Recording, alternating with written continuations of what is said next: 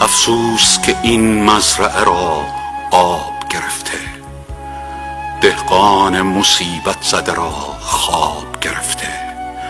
خون دل ما رنگ می ناب گرفته و از سوزش تب پیکرمان تاب گرفته. رخسار هنر گونه مهتاب گرفته، چشمان خرد پرده ز خوناب گرفته. ثروت شده بیمایه و صحت شده بیمار.